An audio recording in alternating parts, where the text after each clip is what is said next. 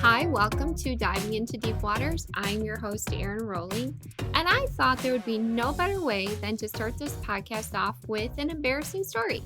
I share everything with you anyway, so why not this? And it's not one of the stories where my family can say, "You can't share that, Mom. Don't put that on your podcast," because it's my story. So I'll just be embarrassing myself. I should probably be telling myself, "Don't put that on the podcast, Erin," but here I am. I'm going to tell you anyways. So, it started off on us taking our son to U of M, and he had like a 10-hour orientation day, like all these different classes and stuff. And we started off the day. I was tired. Do you ever just wake up and you just feel exhausted? You feel like you didn't even go to bed. And I don't even know why I felt that tired, but that's how I felt. No amount of coffee was helping, or nothing was helping, but uh, it was did not bode well for me in some of these orientation classes.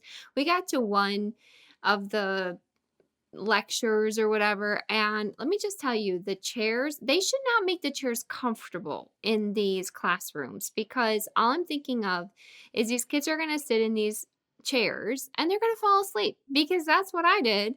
I mean, the chair like sat back and like swiveled and all of this stuff, and it was very comfortable. And I kept nodding off. Paul's like, "I can't believe you're nodding off." Because normally it's him who nods off. Don't worry, he did later. But in the beginning, it was all me. And I just kept thinking, no one can see my face. No one can see me. And I'm probably also at the age where I just don't care. I remember this family that I lived with, and she would nod off all the time. And I'd think, that's so embarrassing. And I am now at that age where I nod off and I do not care. And probably some younger woman is looking at me saying, "That is so embarrassing." I don't care. My eyes were heavy. I was tired. I was listening. My eyes were just closed. They just needed a little rest. So, full day. We Also, we got up super early. So I feel like when you get up super early, then you're like hungry super early. It was like 10 o'clock, and I'm like, is it lunchtime yet? Like, should we be eating lunch? No, it was only 10 o'clock. But finally, it was lunchtime, which always kind of, I didn't have time to pack anything. I also don't think we had groceries, so there wasn't anything to pack, anyways. Seems to be a common theme in my life, no groceries. It's so hard to keep people fed. I don't know. It's just, it's difficult and it's expensive. But, anyways, I felt like, I don't know, just like, are they going to have anything for me to eat? Am I going to be hungry? I'm going to be hungry and tired. That's never a good mix for me. So we get there. I had nothing to worry about. It's U of M. They're going to have gluten-free options, and they had everything labeled, which was beautiful. You rarely find that. So they would have all the menu items. It would tell if it was gluten-free, dairy-free, vegetarian. They had a beautiful vegetarian option, but they had these tacos that looked really good with beans and rice, and it looked delicious. They had a beautiful salad bar with fruit and all this stuff. Then they had some roasted cauliflower and Brussels sprouts. I adore Brussels sprouts, like, adore them. I think they're amazing, especially in a taco. And I know right now you're thinking in your mind, what? There is a place in Grand Rapids that serves these Brussels sprout tacos. Even my son in law, when he tried one, said, "This is the most phenomenal taco." They're just phenomenal. So I was thinking, I love those tacos. Let me take some Brussels sprouts. They're grilled, they look beautiful, and I will add them. And I was right. It was delicious. It was delicious until about 10 minutes after we had consumed our food. And my stomach started to feel not great. Now, my first thought was, I've been glutened, which, if you don't know what gluten means, it basically is self explanatory. It's not like rocket science, but basically, it means you've eaten something that wasn't marked gluten, or they meshed the food together or whatever, and you've been glutened. So I was nervous because I was like, that's not a good thing for me. This is going to be horrible for the rest of the day if I've eaten gluten. This is a problem for my body, just does not do well with it. And so it's like time to go to the next class. So we start to go, and my stomach, I looked like I was like 5 months pregnant. Thankfully, I had some stretchy pants on, you guys. Thank the Lord. And my stomach was hard as a rock. I was in tremendous pain. I get stomach aches sometimes. Actually, a lot of times, like if food has touched or stuff like that, but it won't be like pain. It just won't feel great. But I'm pretty sure I got gluten, or it was the Brussels sprouts. Not sure which one, because I've never had that reaction to Brussels sprouts in my life. Like, yeah, maybe a little gassy. Okay. But not like this. And to the point where I was just like looking at the grass as we were walking, just wanting so badly to lay down in the grass on my stomach to release the pressure that I was feeling in my stomach. But I didn't think my son would appreciate that. And he may never speak to me again if he'd be like, yeah, my mom laid down in the middle of the university's campus on her stomach because it hurt. And then I was just worried that I was going to have some gas as we were walking. That's never pleasant, because these kinds of things, when you've been glutened or if you have any like IBS or anything like that, you understand that there's no controlling what happens, what comes out of your body, like the noises or smells. You cannot control these things. Abby's like, I have never smelled worse farts than my mother's. My husband's probably like, I cannot believe she's talking about farts. Hey, it's part of life. We all do it. So, and it's part of my life because I have issues with my colon. Okay. I don't know what to tell you. So we're like walking, and I'm just like, kill me now. Like, I want to go home more than you can imagine. And it's 2.5 hours. Well, no. Sorry, that's Grand Rapids. About 2 hours, but longer with traffic and stuff. So I'm just like, I don't know what to do because I am in tremendous pain. So my son says he wants to look at the libraries, which he loves libraries. So I suck it up because that's what moms do. We suck it up. And I did the tour of the library, and I just wanted to cry and say, and then I was like, are you good? Can we go now? And he says, well, I want to go to the lecture about going international study abroad. Okay. That's what I said. Okay. And I'm like, well, I'll be sitting. Maybe that'll be better. Okay. So we sit. The lady starts to talk. My stomach decides, oh, we are now going to process the food that is in this belly. And we will make the most loud, obnoxious noise that can ever be made. Like that we're doing this. And we're going to tell everyone that we are processing the food that we have eaten. So this horrifically loud, you can't miss it. It's not like maybe people didn't hear it. It was like people heard this. And to which my husband whips his head, looks at me, and I'm like, I don't know what to do. Does it do it once? Yes. Does it do it twice? Yes. Does it do it 3 times? Yes. It continues to do this through the class. And each time my husband whips his head and looks at me, and finally I say, you whip your head at me one more time, I'm going to kill you.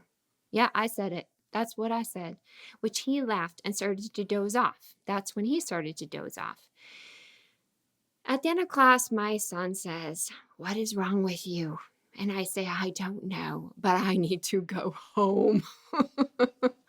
So yeah, those are the joys of either being glutened or getting older and your body cannot process food. I don't know which one it was. I can just tell you it was incredibly embarrassing, and I hope I never see any of those people again in my entire life, because I'm not embarrassed by nodding off. No, but I am embarrassed by my stomach making noises that are so loud. Everyone knows. Everyone. I could feel it. I could feel the eyes on the back of me. So anyways, that's my story, and that's what happened. So, just wanted you all to know. People, you weren't there to hear it, but you can imagine, just make loud noises, and that was it. So, anyways, moving on in this podcast, I did a mud run, and I if you've never done a mud run, I'm just going to tell you, sign up for one next year. They go on sale and like you can get them for super cheap. So do it. Find some girlfriends, find guys, find some friends, husbands and wives, do it together, boyfriends and girlfriends, guy friends, girlfriends, go do one. It's so fun. It's it's just very empowering. I don't know. But we had tickets, then we weren't able to do it, so then we redid it, and Abby actually did the first one with me. And so I said, "Hey, do you want to do another one with me?" And she said, "I would rather die." So I took that as a no, that she did not want to do that again. She did not enjoy herself at all. So I don't know if I'm the best person for her to run with, but maybe I scarred her for life. I don't know. It wouldn't be the first thing that I scarred her for life, right, moms? Or parents in general. So, anyways, but some girlfriends of mine were doing it. And so I was like, I love doing the first one. I would love to do it. I don't know. I just love the feeling of accomplishment and all of those things. And so today we're going to talk about it. And I know some of you are like, what is the spiritual meaning of mud? Well, mud is actually biblical, you guys. There was a story in the Bible where Jesus spits in the sand, the dirt, makes a paste, mud, puts it on some guy's eye. I wonder if he was a germaphobe. I was just talking to someone and they were telling me how much of a germaphobe they are. And I've also been watching the show called Monk, and he's a germaphobe. I don't know if he must not have been a germaphobe, because maybe he would have said, Jesus, I'll stay blind. I don't know. I don't know how I would feel about hearing the Lord. Like my husband has preached on this and he like makes a spit sound. You think I'm gross, Paul, talking about farts? That was gross. But yeah, so mud is very biblical, but we're not getting into mud, and that's actually not the part that I'm gonna specifically get into. But I kind of want to get more into the spiritual aspect of running a race, which I've talked a little bit about this before. I have ran like a half marathon by myself. It wasn't very fun. It was during COVID, not the most enjoyable thing to do. I will say that. But so I'm just going to tell you my story and we'll find the spiritual things as we go along. But so it was funny though, because when we first got there was like all these mud puddles and we were like walking around them and all this stuff because we were not dirty yet. We had not plowed through mud and gotten mud in our mouths and mud in every part of our body yet. And so by the end of it, we were just like trudging back through the mud puddles. Like, who cares at that point? But at first, we tried to stay clean, which is not going to happen when you're in a mud run. Also, the other funny thing about it was, after you've had kids, your bladder just doesn't work the same way as it used to. Fun fact.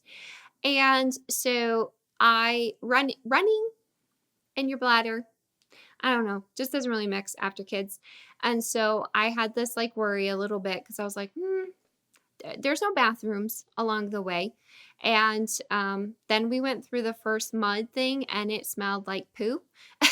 And I was like, I don't think we have anything to worry. I did not pee in any of it, but I have a feeling some people did. Just saying, you guys. But so anyways, like I said, we're not going to concentrate on the mud part. We are going to talk more about the biblical part of running our race, because actually with that, there's like the Bible actually has a lot of scriptures about running the race. It's like a biblical metaphor, if you will, to convey like spiritual lessons. So that's the aspect that I want to come from. Like things like perseverance, discipline, focusing on the eternal prize, and so forth like that. So we'll get into it. So when we got there, so first of all, I think like running a race, like you need to be prepared, right? You need to feel ready for it. And I hear our cats. I didn't take them in the basement this time. It's just a little side note. Because it was too much work. And I'm actually recording this kind of late at night. So, you know how that I get a little funky when I record late at night, but I just stuffed them in a bedroom and I can hear them crying. So maybe not the best decision, but this is where we're at. So if you hear little meows, it's them saying, let us out of our bedroom because it's the end of the world. They're fine. No cats were harmed in the recording of this podcast, you guys. But anyways, we got these little goodie bags, which who doesn't like a goodie bag?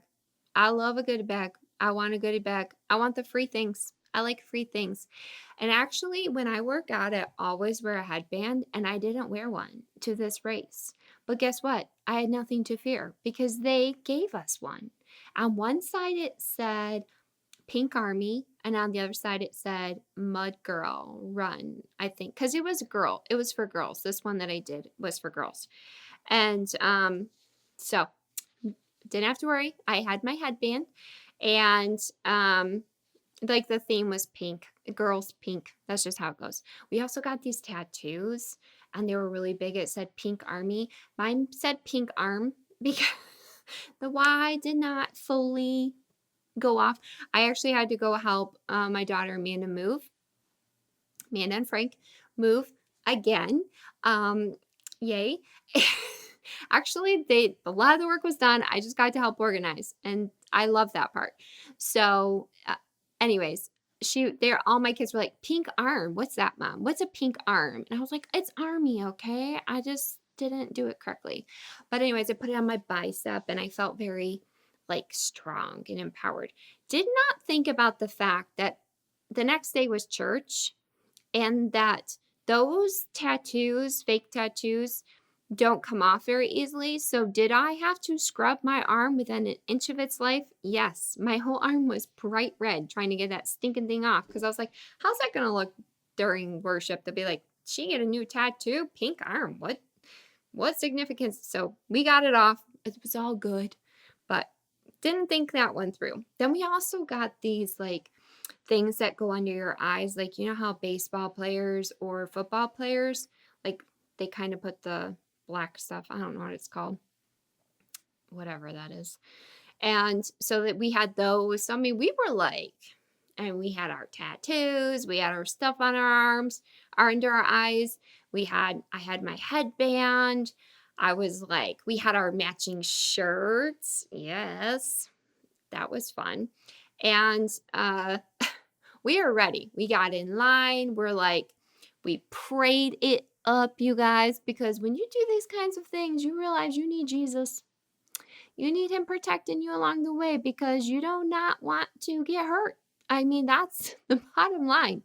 These things, we can get hurt very easily as we age, and did not want to get hurt. So we prayed over not just us, but we prayed over, and I mean, I don't even know how many women ran this race. I mean, they were letting increments go and so forth. So we got up there, they got us all warmed up and ready, and we were excited, right? We were pumped, we were stretching, we were ready to go. And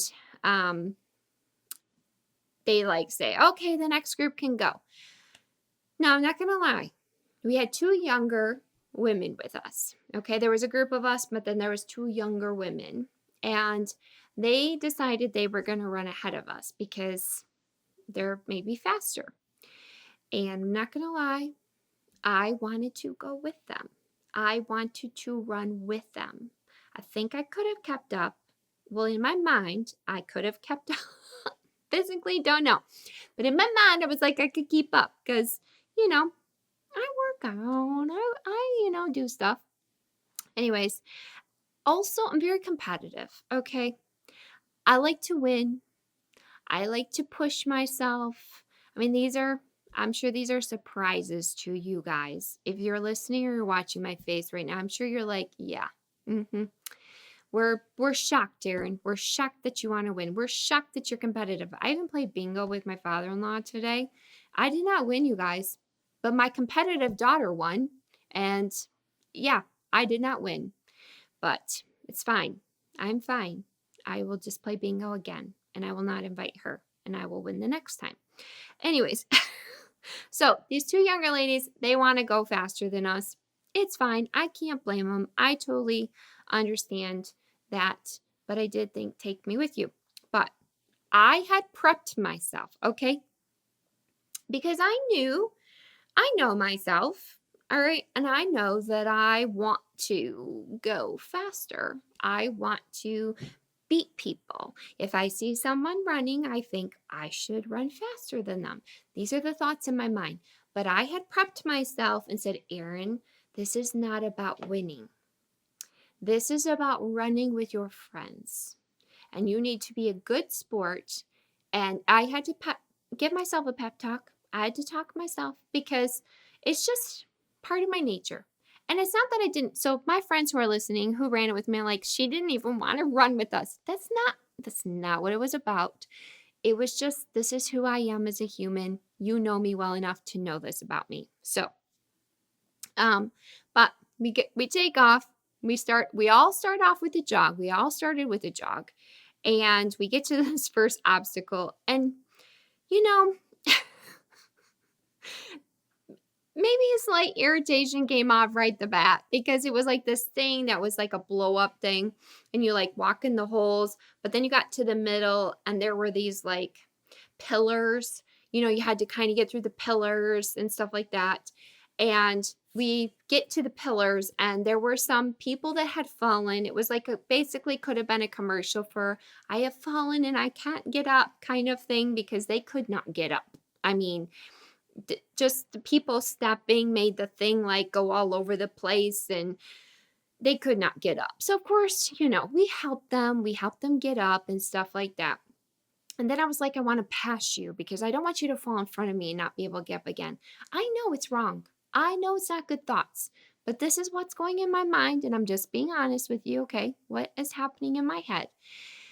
And so, but it was kind of cool though, because, you know, work smarter, not harder.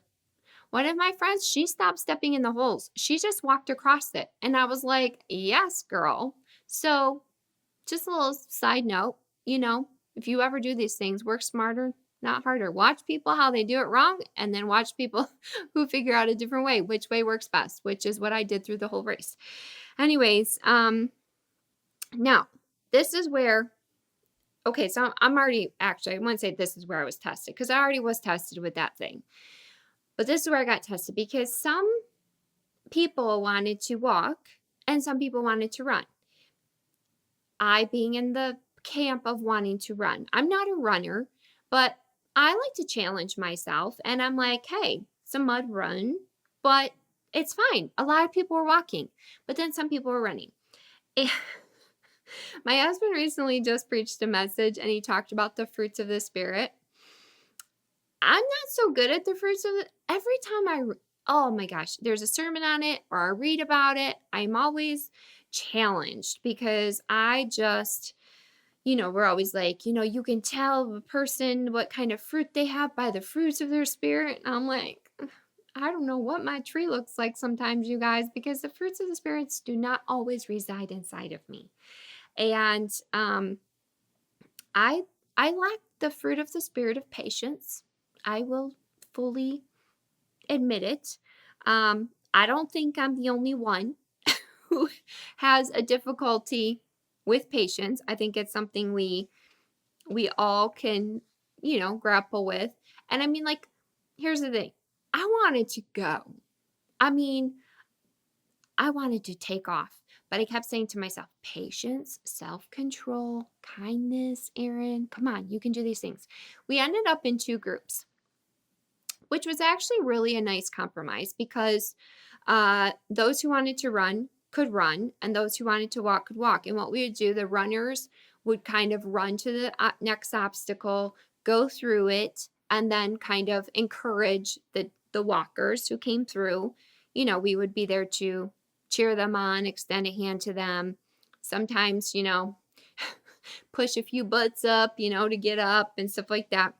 But as we continue, there was a verse that I saw played out right in front of me. And I'm telling you what, something can happen and it's just like a verse will pop in your head. That's why we need to be in our Bible. But it'll just pop in your head and it's just like so like in your face. And you're like, I'm seeing this played out and the cat's just got out. So if I have a cat in my lap, They'll say hi. I just heard this loud noise and I just saw the cat. Anyways, I'm not getting distracted, okay? But there's this verse in Hebrews 2:1 that says, "Therefore, since we are surrounded with so great a cloud of witnesses, let us lay aside every weight and sin which so easily besets us, and let us run with patience the race that is set before us." Patience. It's right there. Let us run with patience. I looked up patience. I know we know what patience means, but there's just something. It's been a while since I've given you the definition of a word, you guys. The capacity to accept or tolerate delay. I will read it one more time because it makes sense. The capacity to accept or to tolerate delay.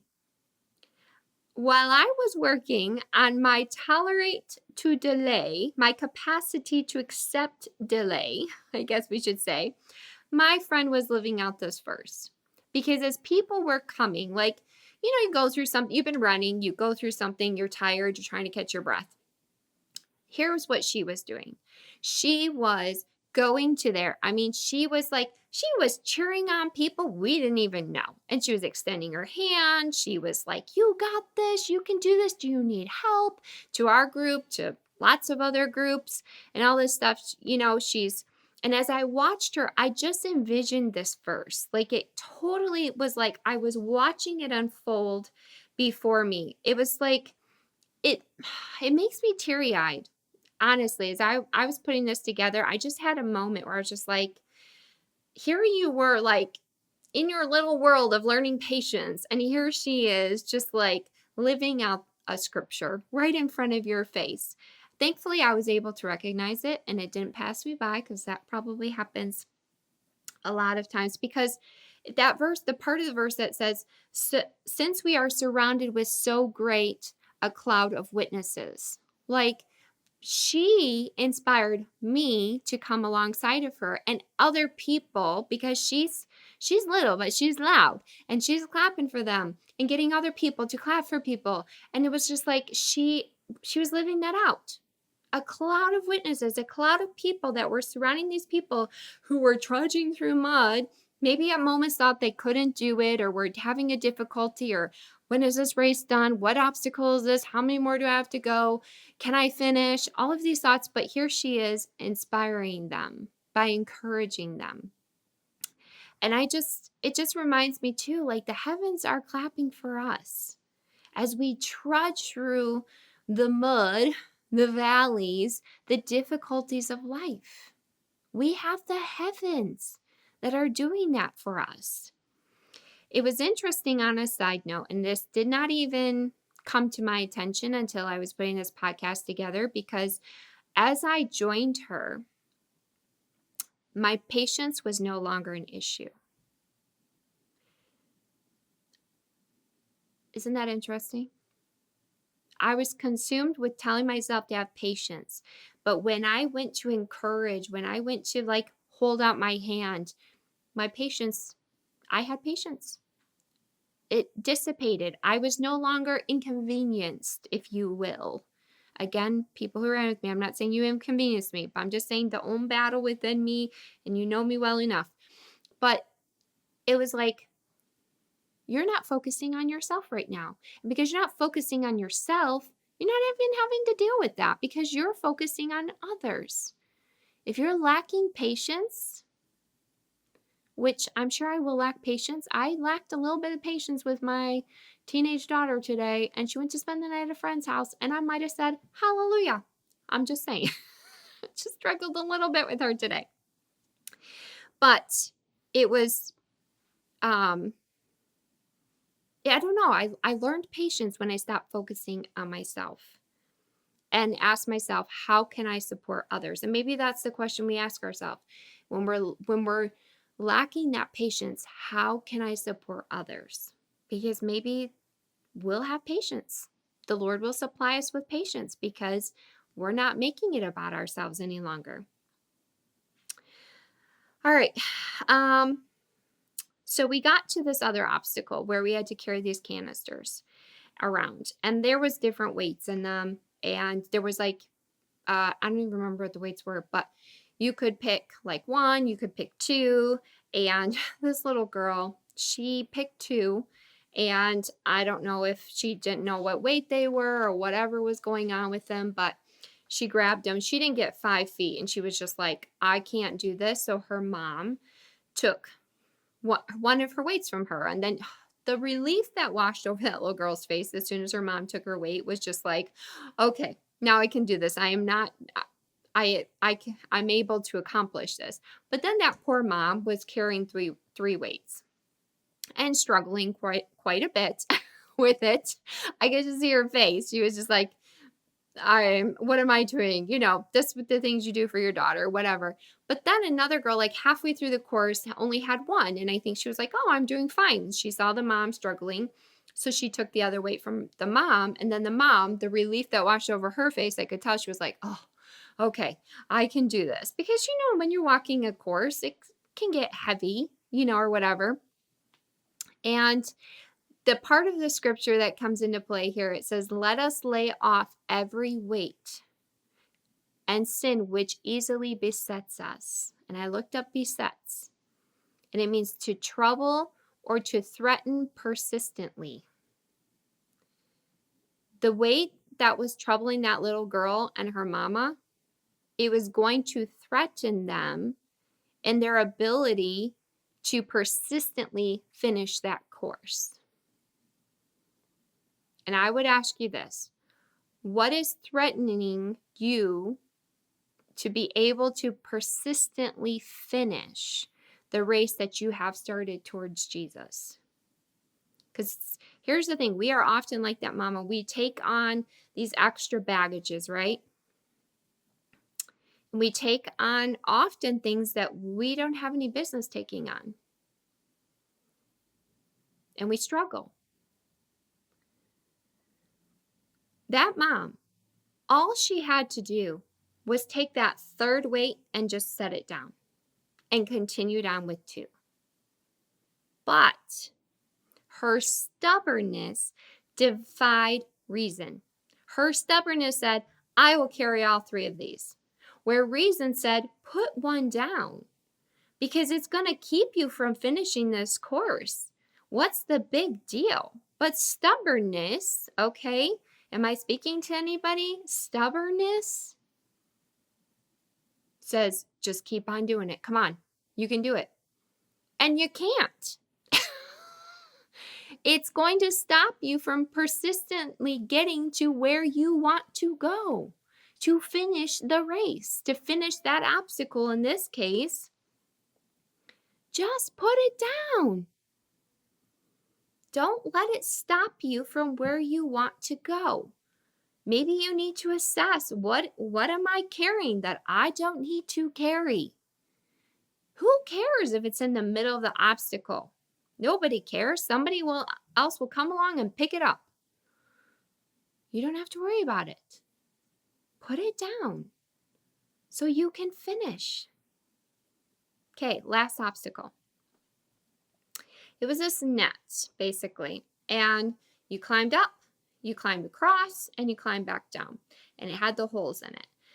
Now, it looks similar to something that might be on Survivor, which you all probably know if you've listened to this podcast for any length of time. My deep desire to be on Survivor. I would love to be on Survivor. So I looked at it. Yes, the holes may have intimidated me a bit because you think I could fall through that, on the ground, hurt myself. These are the things we think. And I said to myself, but girl, if you were on Survivor, you would have to get up over this thing. And that's what I told myself the whole time. So me and my friend, we had basically stayed together through all of the courses. Through each thing we did, we kind of went side by side and so forth. And so we're like, okay, we get to it. We're like going up. And all I'm thinking in my mind is, all right, Survivor, girl, you're on Survivor. Come on, you got to show what you can do. And I found a little trick with it, as I was doing with every obstacle. What's the trick? To get across it quickly. So I go up, over, down, bam, get to the other side. And I realize my friend is not next to me. Although we've been next to each other through everything. And this is the last course. So I look up and I turn around, look up, and she is stuck at the top of it, the part you have to go across. And I see a face of fear. Now, this is not a face that I see on my friend ever. She is strong. She is tiny, but she is strong. She is like an Energizer bunny. Even while we were running this race, I was like, hey, do you want to run a marathon with me next year? And she was like, yes. I'm like, do you promise? She's like, yes. And as I'm saying it, I'm like, actually, can you keep up with her, Erin? Because I don't know if you can. Because she just, when she runs, she's just like a little bunny. And I'm like, do you ever get winded? I don't know. And yet in this moment, it was like the tables had turned, and I was looking up at someone who was just like, she almost looks frozen. I don't know if she was, but she almost looked like that. So I started like, come on, you can do it. You've got this. Come on. Just one hand in front of another. Okay, turn around. All right, now come down slowly. You got this. She gets through it. We hug each other and everything. And it was, she said, she's like, that was out of my comfort zone. That was a lot for me. She goes, but I just kept hearing your voice in my head. And it reminded me of 2 Corinthians 6:7. It says, now with the voice of truth and power of God, armed on the right and armed on the left, with the righteousness of God, continue. Maybe there are things in your life as you are running this race towards Jesus. Okay, you're maybe not running a mud race, but trust me, you've gone through some poopy waters, right? You've gone through some hard obstacles. And maybe you're at one right now where you're like my friend who was a bit paralyzed by fear because all the thoughts of what could happen come rushing into your head.